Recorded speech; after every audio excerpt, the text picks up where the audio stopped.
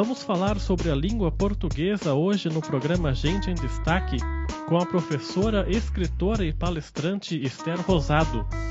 Há muitos anos ela se dedica de forma incessante a estudar o comportamento de nosso idioma e traduz isto em belos textos que são publicados em diversas mídias. Leitora voraz, Esther tem se especializado em concatenar ideias sobre a vida e suas crônicas têm feito bastante sucesso na cidade. Esther é casada com o promotor Nelson Rosado e membro da Academia Jacareiense de Letras. Na nossa conversa, Esther vai relembrar as influências literárias e o que a moveu para escrever tanto e tão bem. Na sua carreira, começou de forma registrada há mais de 30 anos, mas Esther leciona desde os 15, quando abriu o mundo da alfabetização a vizinhos e ajudar os colegas de classe. Para ela, nada é melhor do que ensinar o outro. E é sobre esse assunto que começa a entrevista.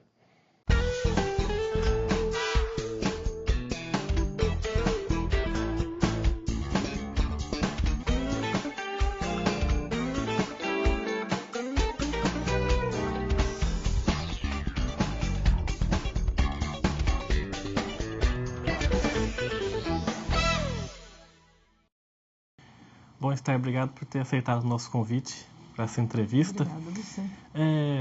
Vamos começar com uma pergunta já que envolve já todo o seu mundo como professora, como pedagoga.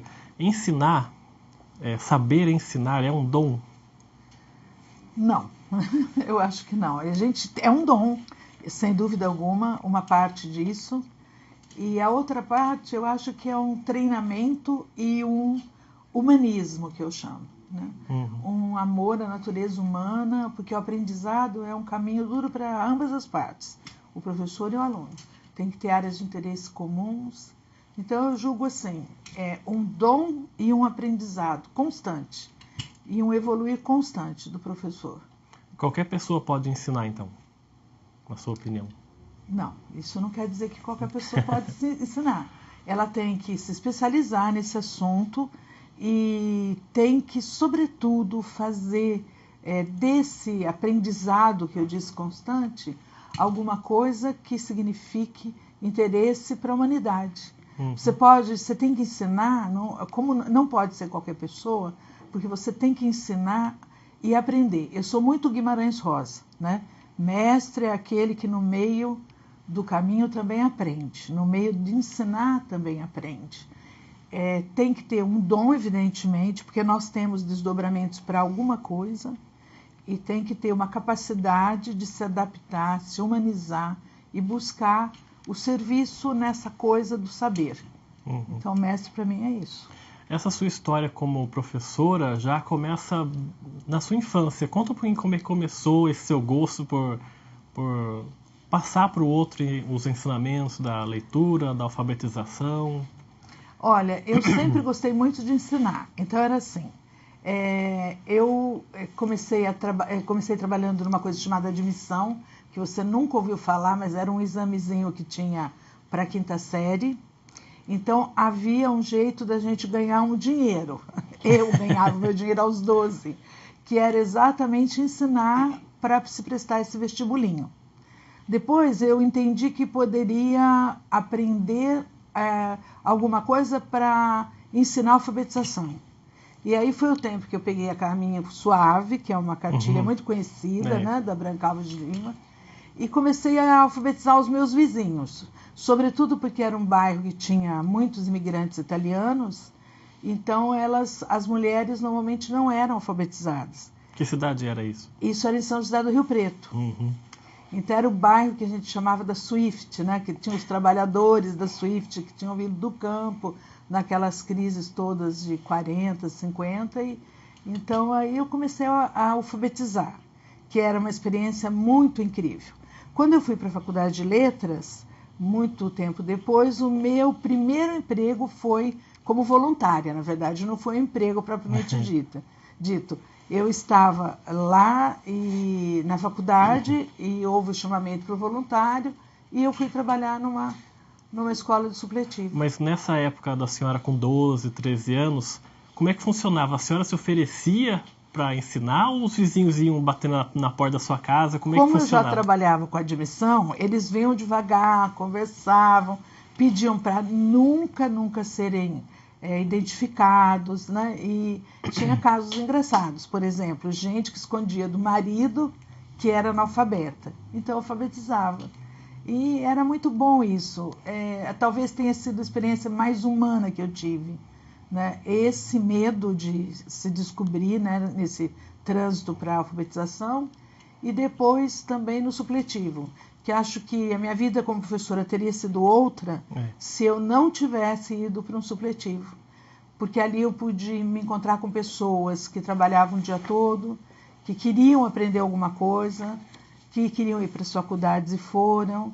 E ali era um aprendizado magnífico. Para uma pessoa que gosta de trabalhar ensinando, acho que foi meu aprendizado mais importante. A experiência de ensinar adultos é diferente de ensinar adolescentes e crianças no resultado final, por exemplo, quando a pessoa aprende a ler?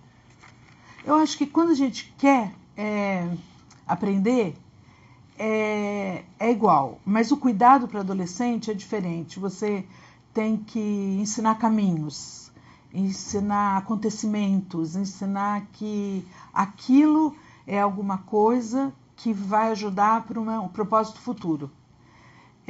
Logo depois dessa experiência no supletivo, eu fui imediatamente ensinar na faculdade, que foi minha primeira experiência de contratada, meu primeiro trabalho real em carteira de trabalho. Aí fiquei muitos anos em faculdade e no cursinho, já em organizações particulares, porque basicamente minha vida inteira era em colégios particulares, e a experiência é muito outra, né?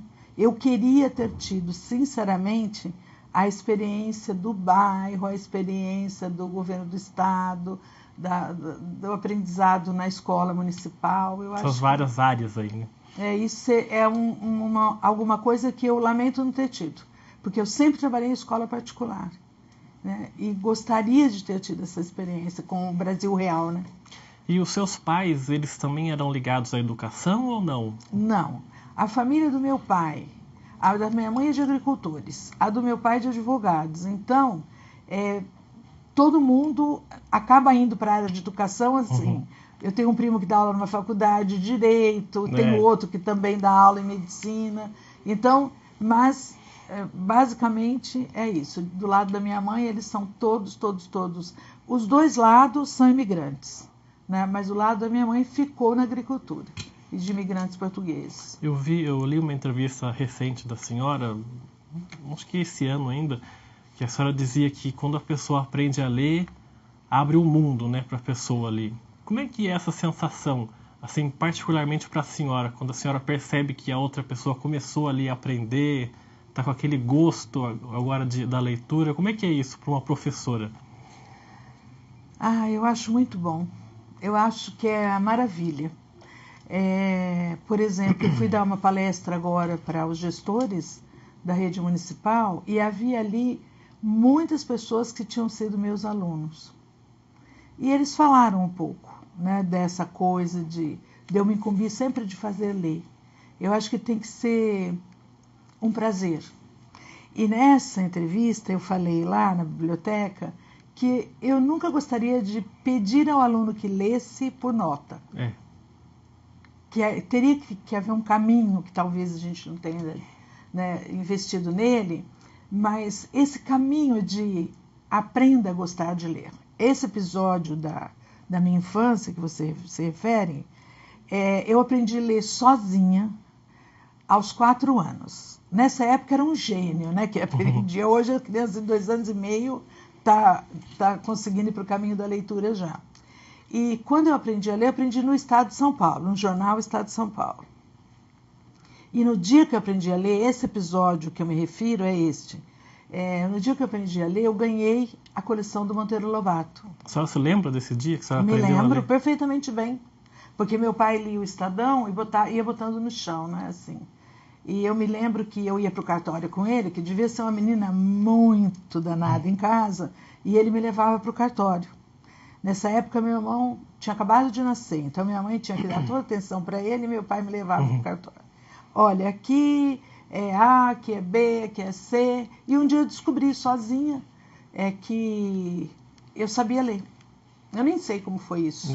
E aí meu pai estava lendo e eu disse, eu sei ler. Sabe ler como? O que está escrito? Olha, eu li O Setado de Sao Paulo, né?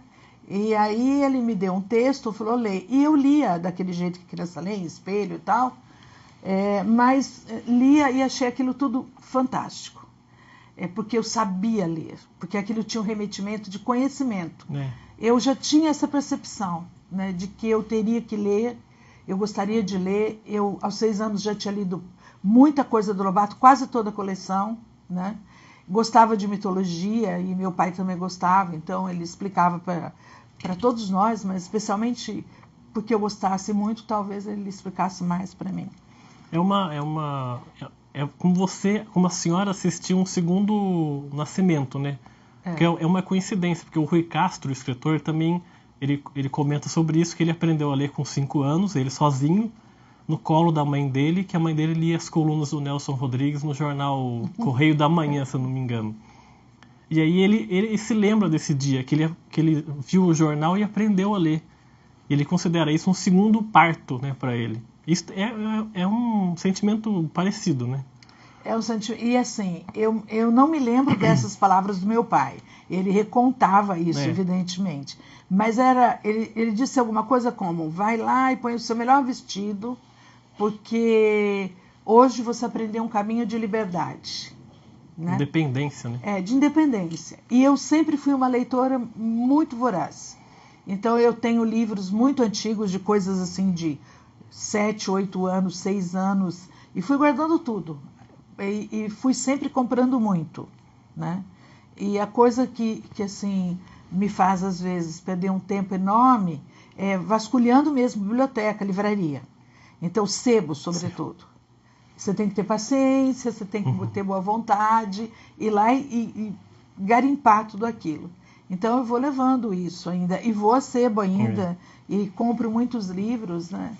E livros de autores contemporâneos também, porque a gente não pode parar só lá atrás, nós professores de literatura, e acharmos assim, o Machado de Assis é o máximo que você pode ensinar, o José de Alencar é o máximo. Eu ensino essas criaturas, evidentemente, e são o máximo, isso é indiscutível. Mas eu ensino dentro de um panorama que esse adolescente vá gostar de vasculhar o resto que eu não ensinei. Os livros que eu não pude falar sobre, porque a gente basicamente fica com a linha do vestibular. Né? E os alunos, na sua opinião, da época que a senhora começou a lecionar, 40 anos atrás, por aí, não sei quantos anos, eles são diferentes dos alunos de hoje? Essa pergunta, você tem que ter muito cuidado em responder. Né? Cada época tem o seu alcance. Então, por exemplo, você tem hoje um aluno que ele não é em nada diferente daquele aluno que você tinha há 42 anos, como é o meu caso, por exemplo, que eu comecei realmente a trabalhar já na faculdade, ou nos cursinhos. Ele não é diferente. Ele tem outros mecanismos de captar o mundo que não sejam especificamente abrir o livro ou fazer uma leitura de um conto, de alguma coisa assim. Então, hoje você tem que aproveitar todos os multimeios que eu acho que são fundamentais, em vez de reprovar isso tudo. Então, hoje a literatura está na televisão, está no cinema, ela está na análise de um texto que está na TV Cultura, ela está disponível em livro comum, ela está disponível em tinta eletrônica. Então, incentivar isso no aluno. Eles têm a mesma curiosidade, basta que o professor ensine o caminho certo, né? Eles têm a mesma curiosidade, estão distanciados temporalmente, têm uma gama de interesses também diferenciados, mas isso não quer dizer que eles sejam diferentes, porque se a gente souber aproveitar tudo que está disponibilizado, literatura só ganhou, não perdeu nada. E a senhora falou agora há pouco sobre essa imposição do aluno ler um livro para tirar uma nota, né? Isso, na sua visão, isso prejudica também o aluno começar a gostar de ler? Assim, por imposição, aí o aluno não gosta e por isso ele fica com aquilo na cabeça e rejeita a leitura mais para frente, ou não tem nada a ver? Eu acho que tem uma coisa que está lá antes de o aluno até aprender a ler, né? Nos livros de pano, você entrar com isso antes dele precisar ser um leitor para tirar nota, o que eventualmente acontece a partir da 5ª série. Então, todos esses mecanismos, eles podem ser buscados, eles podem ser ampliados, até que esse aluno chegue lá e ele vai ser um leitor. Eu tenho netos leitores muito bons, né? E é preciso também que o pai e a mãe incentivem de outro jeito, porque a gente tem que mostrar que a literatura é uma competência para a vida. Ela não é só um jogo de palavras, isso. É uma competência para a vida mesmo. Então, tirar a nota, forçar uma barra para que ele leia ou ele vai tirar 0 na prova, eu acho que já esse tempo não se encaixa, esse método não se encaixa no nosso tempo. Há que se fazer uma coisa diferente. O que o professor pode fazer para deixar isso mais maleável para o aluno? Eu acho que ele tem que fazer um contexto com outras áreas. Por exemplo, teatro, cinema, a literatura. Ela tem uma especificidade que talvez a gente saiba que é essa só coisa de ler, mas ela está se encontrando, se beijando, né, com outras áreas. Ela beija muito bem o teatro, ela abraça e beija o cinema, a dança. É preciso descobrir isso. É preciso descobrir que, em vez só de cobrar o texto cru ali, que a gente aproveite tudo que, afinal, o texto dá como ampliação de si mesmo. Então, acho que quando a gente chegar aí, eu acredito nisso, nós teremos gente muito mais feliz por conhecer textos. Né? E o professor tem que desmistificar, dessacralizar. Por exemplo, textos machadianos. É difícil ler? Esse ano a gente leu um monte de Machado. É difícil ler? Não é. Né? Há uma mítica, há toda uma história. Olha, Machado é muito difícil. É para gente que sabe tudo. Machado é para todos nós. Escreve simples, né? Simples. O vocabulário. É só você olhar. Talvez você nem precise de dicionário. Né? José de Alencar tem um texto difícil, com vocabulário bem difícil. Mas, mesmo assim, ele é muito acessível, porque ele é descritivo, né? É gostoso de ser lido. Eu acho que tem que trabalhar também a cabeça do professor. Não pegar a literatura como refém do aluno, nem o aluno como refém da literatura.